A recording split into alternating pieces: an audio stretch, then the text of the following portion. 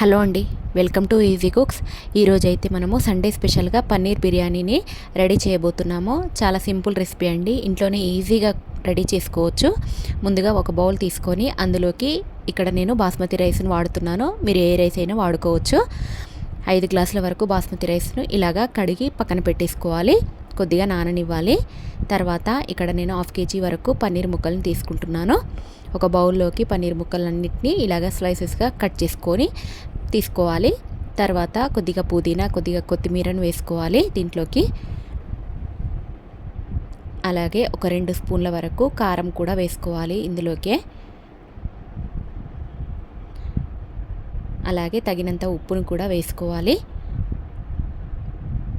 ఒక కప్పు వరకు ఇందులోకి పెరుగును వేసుకోవాలి. అలాగే కొద్దిగా 1/2 స్పూన్ వరకు పసుపును, అలాగే ఒక 2 టేబుల్ స్పూన్ల వరకు garam masala and jeera powder అన్నీ కలిపి వేసుకున్న పౌడర్ అండి. తర్వాత హోల్ గరం మసాలా వేసుకోవాలి దీంట్లోకి. అలాగే 1/2 చెక్క వరకు నిమ్మరసాన్ని కూడా పిండుకోవాలి దీంట్లోకి. తర్వాత ఫ్రైడ్ ఆనియన్స్ని కూడా ఇందులోకి వేసేసుకొని సేమ్ చికెన్ బిర్యానీ లాగా ఇలాగా అన్ని ముక్కలకు పట్టేలాగా బాగా కలుపుకొని పక్కన పెట్టేసుకోవాలి. తర్వాత మనము రైస్ ఉడకడానికి ఇలాగా వాటర్ని తీసుకోవాలి. ఒక బౌల్లోకి తీసుకొని ఇలాగా బాగా మరగనివ్వాలి రైస్ ఉడకబెట్టుకోవడానికి.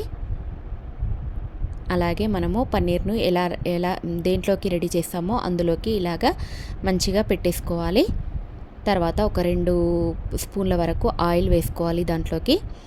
ఇలాగా వాటర్ మరుగుతున్నప్పుడు అందులోకి ఇలా బాస్మతి రైస్ని మనం నానబెట్టుకున్నాం కదా ముందుగానే, ఇందులోకి కూడా కొద్దిగా పుదీనా, కొత్తిమీర వేసుకొని అలాగే హోల్ గరం మసాలా కూడా వేసుకోవాలి. తగినంత ఉప్పును కూడా వేసుకోవాలి. అన్నం మంచిగా కలర్ రావడానికి కొద్దిగా నిమ్మరసాన్ని కూడా పిండుకోవాలి ఇందులోకి. రైస్ మనకు 80% వరకు ఉడకాలండి. తర్వాత ఈ బౌల్లోకి రైస్ అంతటిని కూడా షిఫ్ట్ చేయాలి. ఇలా రైస్ అంతటిని కూడా పరుచుకోవాలి. లాస్ట్లో మనము పుదీనా, కొత్తిమీరను కూడా ఇందులోకి వేసేసుకోవాలి. ఫ్రైడ్ ఆనియన్స్ ఉంటే వేసేసుకోండి, లేకపోతే స్కిప్ చేయండి. దాంట్లో వేసుకున్నాం కదా సరిపోతాయి. తర్వాత ఇందులోకి నెయ్యి వేసుకోవాలి. ఇలాగా జీడిపప్పులు నెయ్యి వేసుకొని ఇట్లా డీప్ ఫ్రై చేసుకొని ఇందులోకి వేసేసుకోవాలి. అంతే అండి, మనం దమ్ పెట్టేసుకోవడానికి ఒక 1/2 అవర్ పాటు పెట్టేసుకుంటే సరిపోతుంది. పన్నీర్ బిర్యానీ రెడీ అయిపోయినట్లే. ఒక 1/2 అవర్ పాటు మనం దమ్ పెట్టుకోవాలి, అంతే సరిపోతుందండి. పన్నీర్ బిర్యానీ రెడీ అయిపోయినట్లే. చాలా సింపుల్గా అయిపోతుందండి. చాలా తొందరగా కూడా రెడీ చేసుకోవచ్చు ఇంట్లోనే మనము. ఎప్పుడు చికెన్ బిర్యానీ కాకుండా ఇలాగా పన్నీర్ బిర్యానీ చేసి చూడండి, చాలా టేస్టీగా కూడా ఉంటుంది.